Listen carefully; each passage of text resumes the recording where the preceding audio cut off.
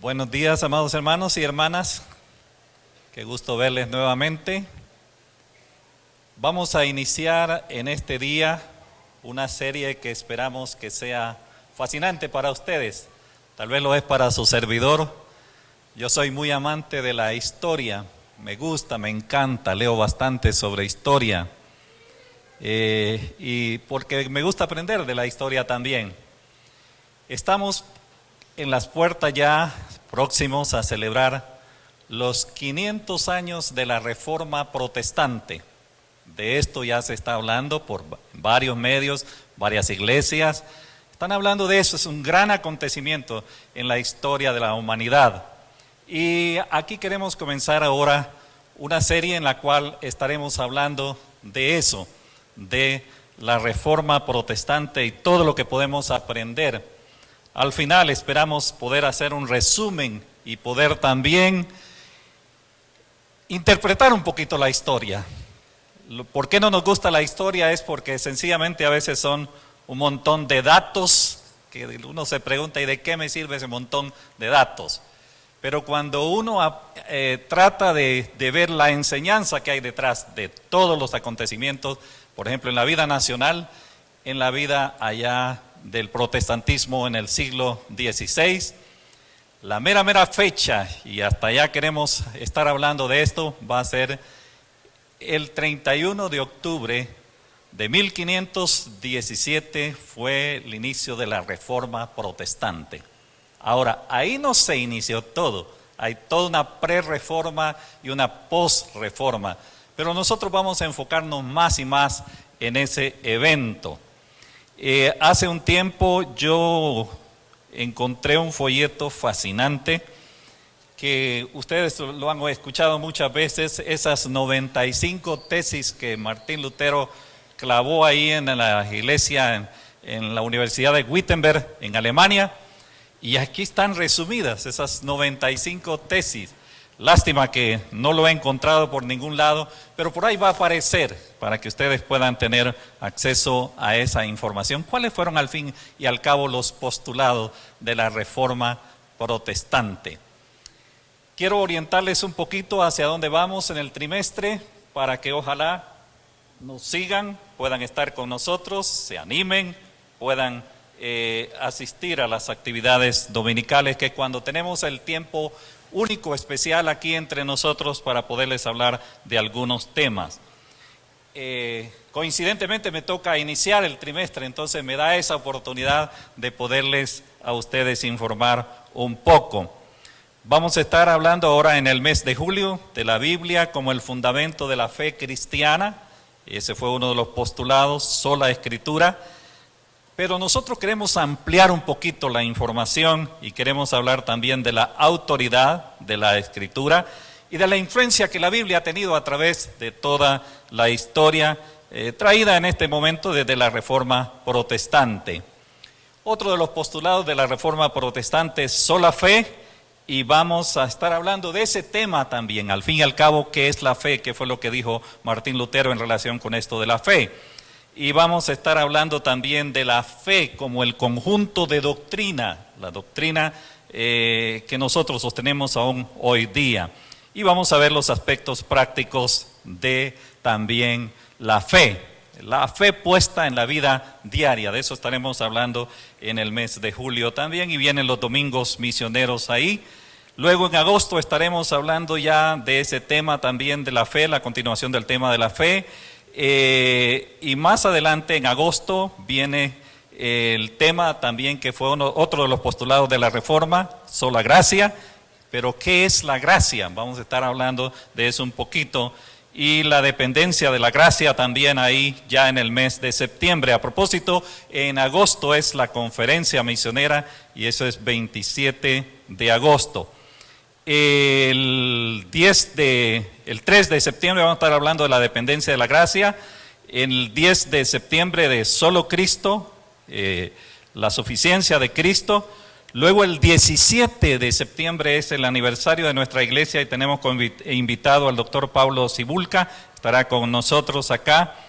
Y viene y terminamos ahí el trimestre con septiembre 24, otra reunión misionera. pero entre tanto se llega a ese gran acontecimiento. Seguiremos en octubre también hablando de esto de la reforma, y ahí sí, un poco más de la historia.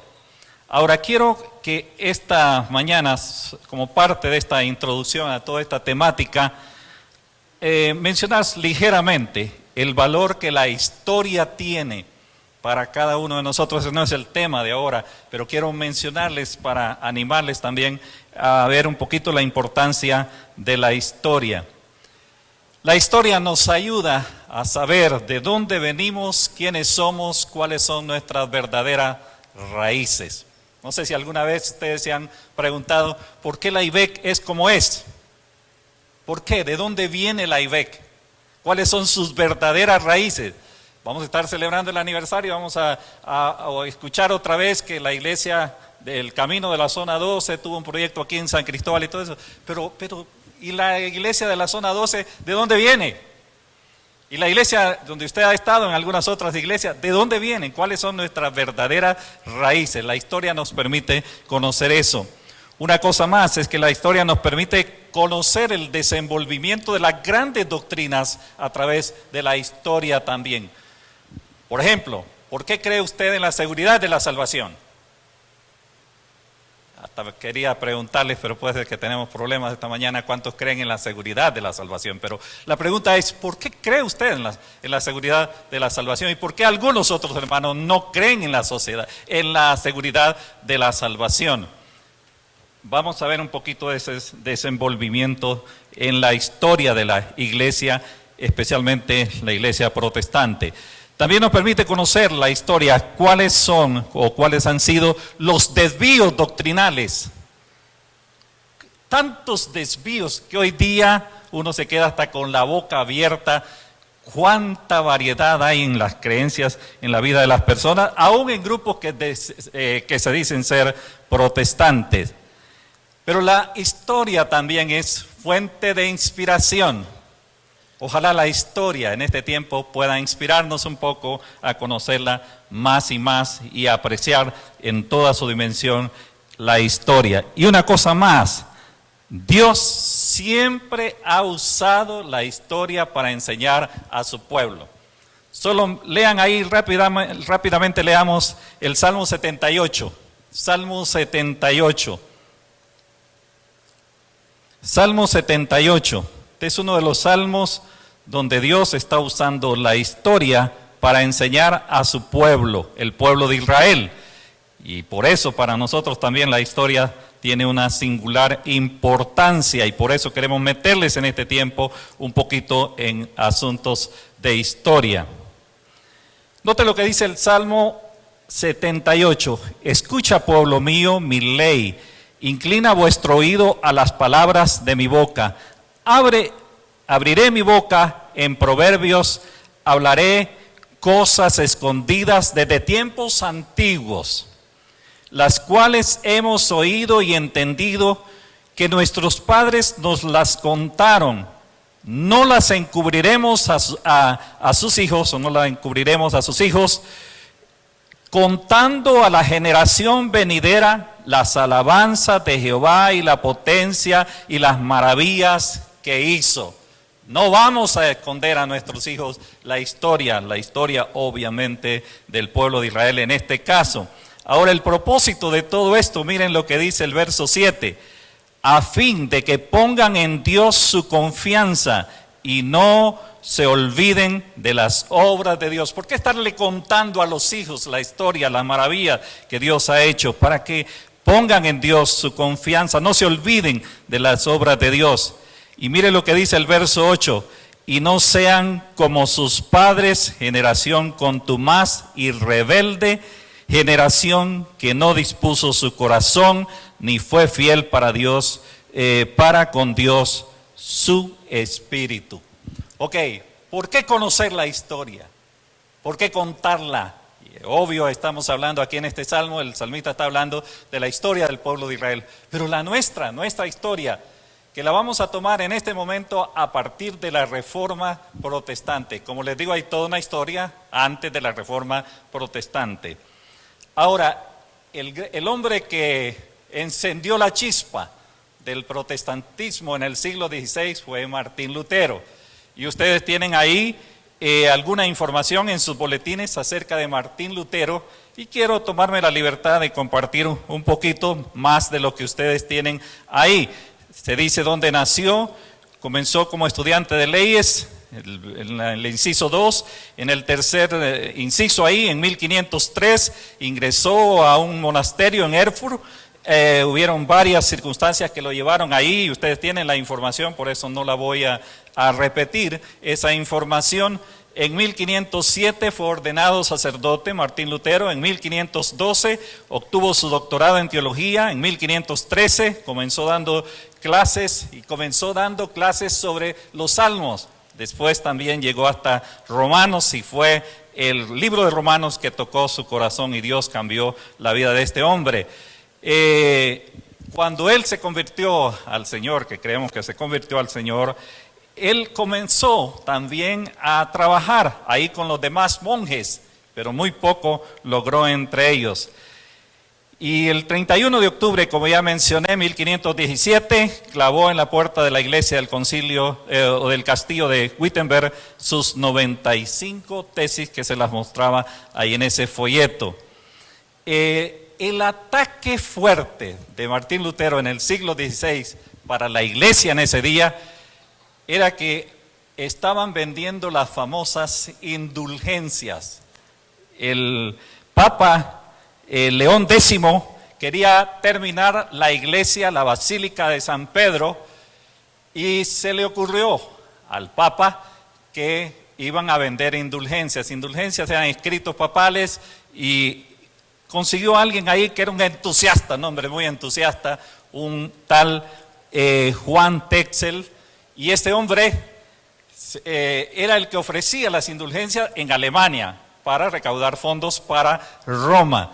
Y obviamente estaba ahí en contubernio con uno de los emperadores ahí, o uno de los jefes en Alemania, de los duques alemanes, que iban con el Papa mitad, como decimos, 50-50. Ahora, escuchen lo que decía este Juan Texel. Esta es donde viene la interesante de la historia.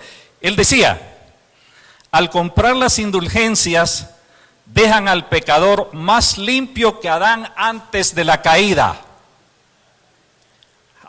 Compre una indulgencia y usted va a quedar más limpio que Adán antes de ¿qué? De la caída. Y él decía esto, también decía que la cruz del vendedor de indulgencias, él llevaba una cruz, tenía tanto poder como la cruz de Cristo.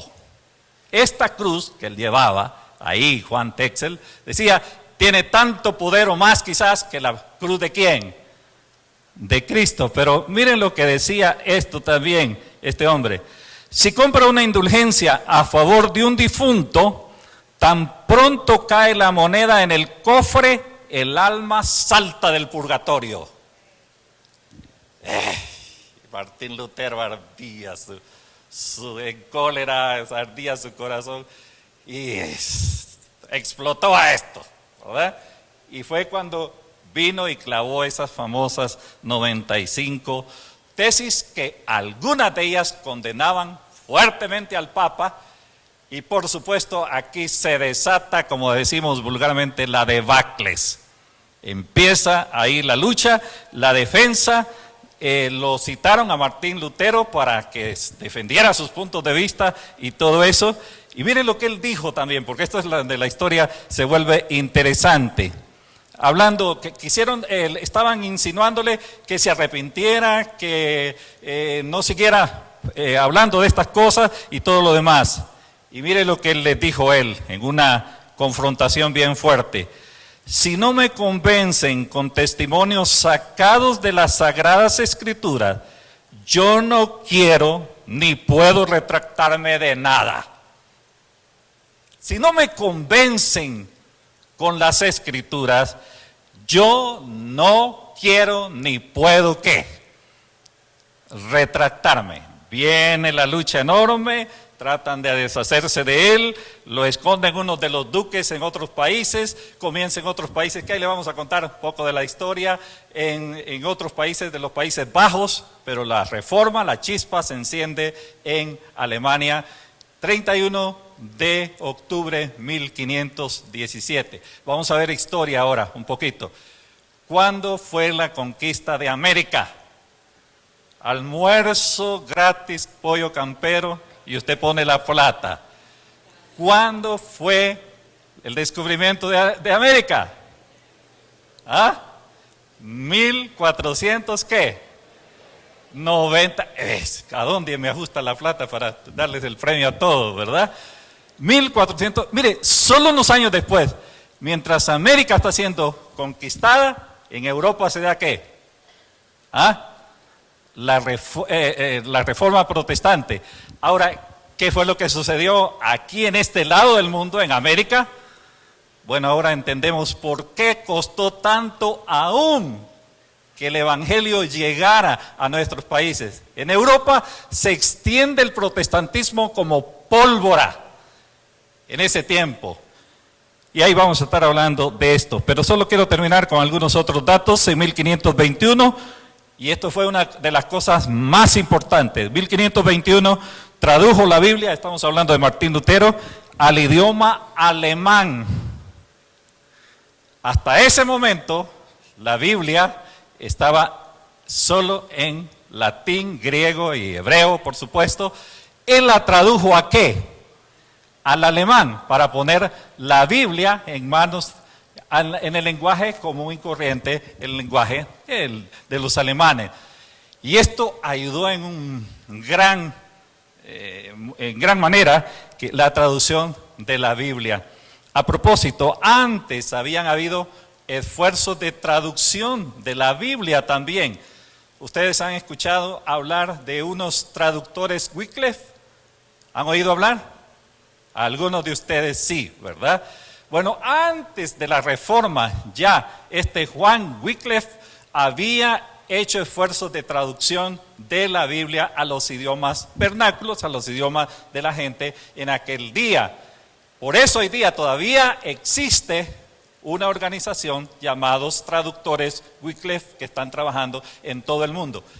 ¿Quién de la iglesia trabaja con esa organización? Vamos a ver, otro almuerzo gratis. Porque mire, aquí tenemos historia aún aquí adentro de la iglesia. Pedro Samuk, eres bienaventurado porque no te lo dijo tu papá, sino que Pedro Samuk trabaja con traductores Wycliffe, traduciendo al lenguaje de los diferentes idiomas de Guatemala, la Biblia para ponerla en su propio ¿qué? Lenguaje. Ahora ya van viendo un poquito el asunto de la historia, de la importancia. En 1525, este es un punto también muy clave en la historia de la iglesia, en 1525 se casó con una mujer llamada Catalina de Bora. No Devora, Devora. Ya, porque se lee ahí como Devora, Catalina, Devora, ¿verdad? Bueno, aquí viene una de las críticas bien fuertes. Se salió del sacerdocio porque quería ¿qué? Quería casarse y todo. Y ahí viene, aún la crítica hoy día permanece. Si ustedes quieren saber el final de Martín Lutero, murió el 18 de febrero de 1546, otra vez en su pueblito, Eisleben, en su pueblo natal. Ahora, ustedes van a escuchar en este tiempo algo muy interesante. Las opiniones están divididas cuando se habla de la historia de la Reforma. Para muchos, Martín Lutero es el gran héroe de la Reforma, esto y que lo otro. Para muchos también Martín Lutero fue el que se vino a arruinar todo dentro de la iglesia, poner el cisma, poner los problemas y que hasta el día de hoy persisten, que por aquí, que por allá, que esto y que lo otro. Entonces, para unos, un héroe, para otros, un diabólico. Ahí vamos a estar hablando un poco de estos asuntos. Ahora, en sus boletines también ustedes tienen algunos de los postulados de la Reforma. ¿Cuáles fueron algunos de esos postulados? Si me ayudan rápidamente ahí. ¿Cuáles fueron? ¿Sola qué? Escritura. ¿Y qué quiso decir Martín Lutero con eso? La Biblia es la autoridad suprema en todo asunto de fe y práctica. Él usó otra palabra, utilizó la palabra costumbre. Así le llamó Martín Lutero. La Biblia es la autoridad suprema en todo asunto de fe y costumbre. ¿Ya? Sola escritura fue uno de los grandes postulados y por eso es que vamos a repasar eso también hoy día. Porque aún como en el día de Martín Lutero, vamos a ver otra vez si están despiertos y me están siguiendo. ¿Quién era la autoridad suprema para la gente ahí en esos días? Vamos a ver, ¿quién era la autoridad? Hoy no es tanto un devocional, hoy más bien parece una clase de escuela dominical. ¿Quién era la autoridad? No, qué bueno, si a eso fue lo que él se dedicó, a volver a la palabra. La autoridad máxima en ese momento era la iglesia. Lo que la iglesia dice, eso es. En el siglo, estamos hablando siglo XVI. Pero no solo la iglesia, también la razón. Comenzaron en Europa también, o ya habían comenzado en Europa muchos de los movimientos humanistas también, exaltando la razón. También en contraposición a lo que decía la iglesia, sola fe. Entonces, no es solo la fe, hay que ponerle coco a eso también, hay que razonar, hay que pensar. Ya en ese tiempo, y miren cómo se da la historia también, había muchos que la autoridad máxima para ellos eran sus sentimientos. ¿Les suena eso a siglo XXI? Para muchos no es lo que la Biblia dice, sino lo que ¿qué? Lo que la persona ¿qué? Siente. Nunca se me olvida una querida hermana hospitalizada en el hospital ahí donde trabajé, que llegué un día de tantos y me dice, hermano, le tengo una grata noticia. Soñé que la venida del Señor iba a ser así, así, así. ¿Ya? Y yo le dije, está bonito el sueño, pero veamos qué dice la Biblia. Y cuando fuimos a la Biblia, mire que aquí no dice que eso, como usted me estaba diciendo, algunas de las cositas que me estaba diciendo. Hermano, me dice, me queda viendo bien serio, pero yo soñé.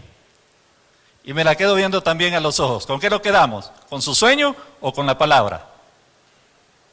¿Con qué prefieren quedarse ustedes? ¿Con el sueño? Porque si le cae mal en la cena hoy, vuelve a soñar, pero vuelve a soñar a veces ¿qué?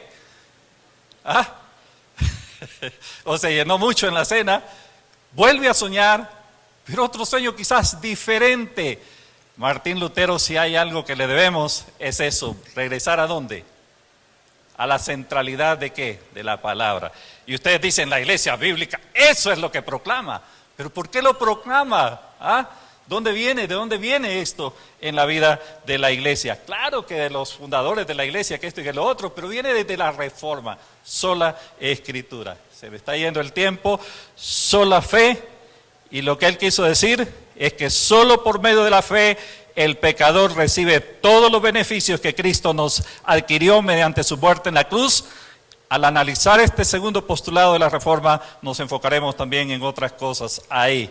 Sola también gracia, ¿qué quiso decir él? Se los digo de una vez, aunque vamos a estar viendo eso más despacio. La única razón por la que somos salvos es por la gracia de Dios. No hay otro medio por el cual puede conseguirse la salvación, decía Lutero. El hombre es pecador totalmente depravado. Póngale atención a esa palabra, depravado. No quiere decir que es un malvado perdido aquí y allá. Lo que está diciendo es incapaz de poder alcanzar ¿qué? Su salvación por sus propios medios. No puede hacer nada en orden a su salvación, decía él, ni alcanzar por su propio esfuerzo, ni merecerla con buenas obras. Ese era el punto ahí fuerte. Solo Cristo, decía él también, hay un solo mediador entre Dios y los hombres, el sacerdocio universal de los creyentes también lo enfatizó, y hay otro postulado ahí que no aparece, sola gloria. Solo a Dios ¿qué? La gloria. Ahora, tengo mucho que decirles en esta introducción, pero quiero que vayamos a algo bien práctico. Quiero mostrarles un cuadro. Vamos adelante con la presentación. Este cuadro encierra las diferencias fundamentales. Dejémoslo anterior, el anterior. las diferencias fundamentales entre la doctrina de la Iglesia y la Reforma. Este cuadro espero les ayude a ustedes para que se ubiquen en las diferencias fundamentales entre la Iglesia y la Reforma. Es decir, estamos hablando de la Iglesia de aquel momento, pero que persiste hasta el día de hoy muchos de esos postulados. No estoy hablando de la Iglesia del Camino, ni de la Iglesia protestante es la que sigue los postulados ahí de la Reforma. Vamos a ver entonces cuáles son esas enormes diferencias las cuales atacó grandemente Martín Lutero. Él decía la Iglesia en ese tiempo, solo la jerarquía, y está entre comillas, infalible de la Iglesia puede ofrecer la correcta interpretación de la Biblia. ¿Les suena eso? ¿A siglo XXI? Ya no tanto, ¿eh? Pero solo la jerarquía infalible, es decir, que no falla nunca, de la Iglesia puede ofrecer la correcta interpretación de la Biblia. ¿Qué dice la Reforma? Todo creyente puede interpretar la Biblia mediante el Espíritu Santo, y hay citas ahí, eso sí, previa oración, estudio del texto y contexto, obediencia y comunión con Dios. ¿Ya? ¿Ustedes pueden estudiar la Biblia o no? Bueno, de hecho la estudian. Si no, pues, ¿saben que a propósito hoy día hay iglesias protestantes evangélicas que dicen, hermanos, ustedes no tienen por qué estar estudiando su Biblia, lo que yo les diga, lo que yo les predique, eso es palabra de Dios. No se vayan a dar, como dicen los seminaristas allá, no dejen que les den atol con el dedo. Usted puede ir a la Escritura y usted poder descubrir las grandes verdades que Dios nos ha dado en su palabra. Pero este solo era un postulado. Miren el otro. Vamos al siguiente. La redención, decía la Iglesia, se aplica mediante la Iglesia, el gran sacramento de Cristo y prolongación de la encarnación, en este caso también de Cristo. Ok, la redención se aplica mediante ¿qué? Dice. La Iglesia, el gran. Vamos a ver, si están despiertos todavía, ¿cuál es la implicación de esto? ¿Cuál es la implicación teológica? Ahora sí, teológica. ¿Cuál es la implicación? ¿Ninguna implicación? Miren, es tan sencillo como esto. No hay salvación fuera de ¿qué? De la Iglesia. Estamos hablando de la Iglesia tradicional, la Iglesia que Martín Lutero combatió fuertemente sus enseñanzas en aquel momento y persisten. ¿Ya? No hay salvación fuera de ¿qué? De la Iglesia. ¿Pero qué dice la Reforma? La redención se aplica directamente por gracia mediante ¿qué? Usted es salvo, ¿por qué? Por haber depositado su fe en Jesucristo. Ahora, valdría la pena tener estudios sobre estas cosas. Y es lo que me fascina, que podemos tener continuidad allá también en la clase de escuela dominical sobre esta temática. Vamos al tercero porque nos faltan 5 más. Toda persona nace, y póngale atención a eso, nace de nuevo mediante la regeneración ¿qué? ¿Cómo se nace de nuevo en la iglesia? Estamos hablando de la iglesia tradicional. ¿Cómo se nace de nuevo? ¿Mediante qué? Mediante el bautismo. Por eso hay que bautizar ¿a quién? A los bebés.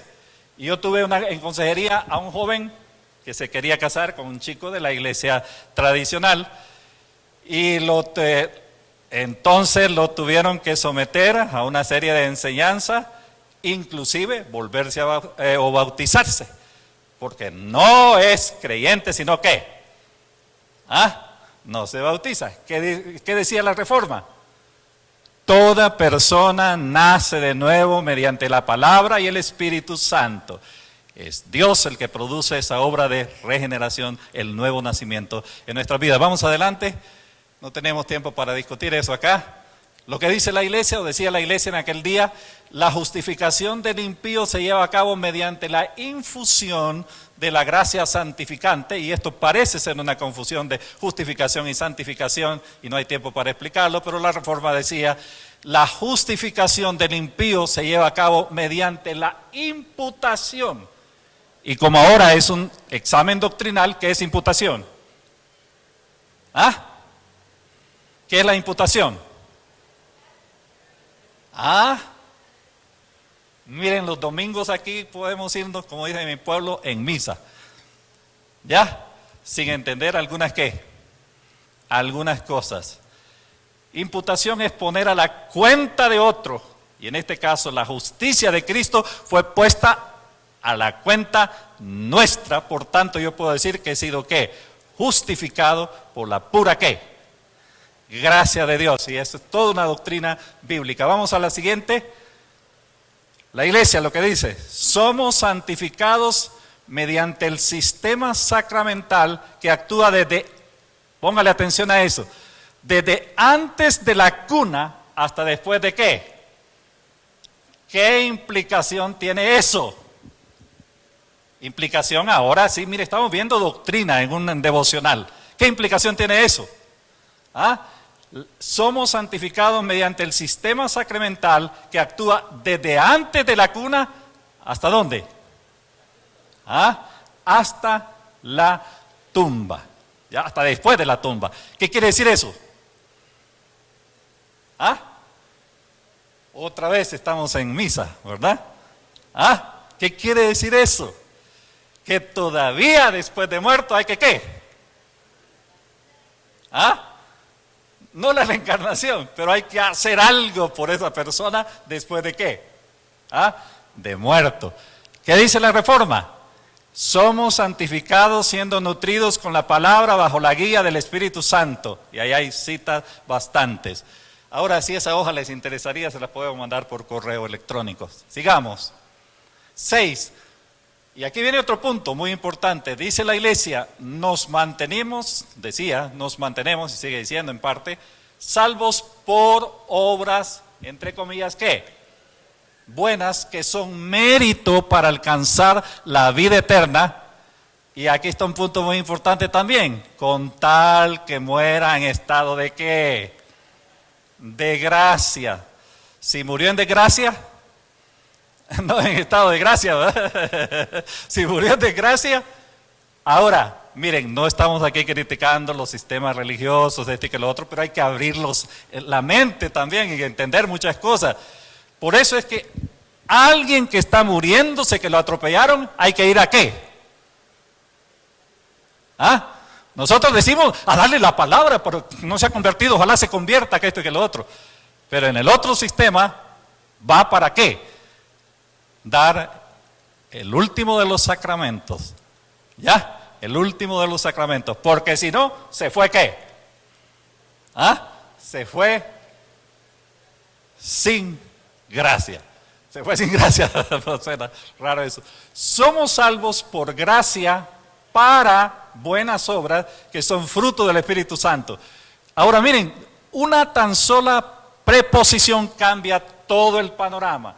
Somos salvos por gracia, ¿verdad? No somos salvos por obras, somos salvos por la pura gracia de Dios, somos salvos por gracia. ¿Para qué? Aquí sí viene un concurso mejor todavía. ¿Qué dice Efesios 2, 8 y 9? Rapidito, porque por gracia sois salvos por medio de la fe, y esto no de vosotros, pues es don de Dios. No por obras, ¿para qué? ¿Qué dice Efesios 2:10? Es que a nosotros también en la historia se nos ha enseñado: somos salvos por la gracia y la gracia sola de Jesucristo. Amén, hermano. Pero Efesios 2:10, ¿qué dice? Porque somos hechura suya, creados en Cristo Jesús. ¿Para qué? Ahora, no nos confundamos también. Para buenas obras. Pero hay que revisar en Efesios de qué obras está hablando. Porque nosotros pensamos que despojarnos de algo y írselo a dar, ya hice buenas obras. No, lo que hice fue limpiar mi closet. ¿Ya? Y eso no vale nada. ¿Cuáles obras? Efesios, búsquelas ahí. Vamos con las 7 y ya vamos terminando. La otra gran diferencia. Miren lo que dice la otra.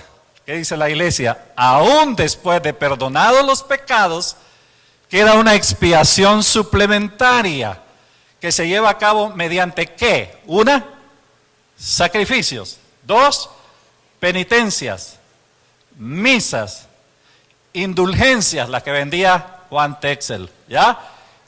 Y queda todavía ¿qué? El purgatorio. Qué triste, hermano, de veras es triste, y aquí tenemos que abrir nosotros nuestro corazón también para poder alcanzar a personas que igual siguen haciendo todo esto en el día de hoy. La Reforma decía, la expiación del Calvario fue completa. La obra de Cristo en la cruz del Calvario es ¿qué? Completa, y hay un montón de pasajes ahí. La sangre de Jesucristo limpia de todo pecado al creyente, a la persona que cree en Jesucristo. Y la última cosa ahí de las diferencias, una de las poquitas de las muchas que hay, miren lo que dice la siguiente. Ok, nadie, y aquí viene un punto, nadie puede estar seguro de su justificación, de la salvación final, puesto que la gracia se pierde por un solo pecado mortal. Y aquí es donde se manejan dos líneas dentro de la iglesia. Pecados mortales y pecados ¿qué? Veniales. Mencionen siquiera un pecado mortal. Matar. Un pecado venial. ¿Ah? Mentir. Entonces las mentiritas son ¿qué? Como decía mi hermano, la mentira es abominación a Jehová, pero es nuestro pronto auxilio en las tribulaciones. Entonces, no hay ¿qué? Problema con las mentiritas, pero cuidado con los pecados ¿qué? ¿Qué dice la Reforma? Todo verdadero creyente tiene asegurada su salvación si cree que lo que la palabra de Dios dice, y hay un montón de pasajes, y ojalá usted y yo estemos seguros de ¿qué? ¿Ah? De nuestra salvación. Pero hay infinidad de creyentes hoy día que dudan de ¿qué? ¿Ah? De su salvación. Ahora, pero aquí viene el punto histórico y doctrinal y todo lo que usted quiera. ¿Por qué creemos en la seguridad de la salvación? Hay que regresar a la Reforma y hay que ver el punto de vista calvinista, otro fue de los grandes reformadores, de Arminio, otro que también surgió ahí en ese tiempo, de los grupos de santidad que llamaron aquel día, así se siguen llamando el día de hoy. Hay muchos grupos el día de hoy, que en la rama protestante, que no creen en la seguridad de la salvación, y los respetamos, porque no somos nadie para juzgar a nadie también nosotros, pero usted y yo ojalá creamos en ¿qué? ¿Ah? Pero hermano, y si usted muere en adulterio, eso no es salvo. Lo dejamos para la próxima. ¿Ah? Hermanos, miren, no sé si ya empiezan a encontrarle el gusto que tiene la historia. Las grandes cosas que se debatieron desde la Reforma y que se siguen debatiendo hoy día, ¿ya? Nosotros tenemos que irnos afirmando y afirmando. ¿Cuál es la base? Decía Martín Lutero. Tenemos que ¿qué? ¿Ah? Tenemos que regresar ¿a dónde? A la Escritura. Si no regresamos a las Escrituras, como dirían los chicos hoy día, seguimos enchibolados. Seguimos con nuestras dudas, nuestras incertidumbres. El valor es regresar a la Escritura, sola Escritura. ¿Qué dice la Escritura? Y ojalá que sigamos siendo la iglesia bíblica, el camino. Que la prioridad aquí es ¿qué? Pero que tampoco somos ignorantes de lo que pasa a nuestro alrededor y no conocemos nada de lo que otros piensan. Porque entonces no tendremos como platicar algunas veces. Ay, es que, mire, lo de las misitas, eso solo es una misa. O sea, esto y lo otro. ¿Solo es una misa? ¿Responde a qué? A todo un endamiaje doctrinal que viene de siglos y siglos atrás. ¿Ya? ¿Cuándo se formaron? Estas son las grandes doctrinas de la iglesia. ¿Cuándo surgieron esas grandes doctrinas? Hay que conocer la historia. ¿Cuáles fueron los problemas que tuvo Martín Lutero también? Porque aquí podríamos tener un tema interesante también, luces y sombras de la Reforma protestante, que ustedes lo van a oír en algunos lados. Ahora, hubieron sombras también, por eso surgieron otros que alzaron su voz y estuvieron en contra de algunas no de estas cosas, que estas son las fundamentales del protestantismo, pero en contra de otras cosas que hay dentro de la iglesia, especialmente luterana, pero otro montón de iglesias. Existe la iglesia luterana aquí en Guatemala, como existen las iglesias calvinistas. Vamos a ver si conocen cuáles son las iglesias calvinistas de Guatemala. Eso me lo dicen al terminar ahí el servicio, porque ya tengo yo que terminar también acá. Hermanos, bendecimos al Señor por la riqueza de nuestra historia como pueblo de Dios. Conozcamos nuestra historia, pero no solo la conozcamos, porque de nada nos va a servir aquí tener un montón de conocimientos, que si Martín Lutero nació aquí, que no. ¿Cómo se aplica eso a la vida?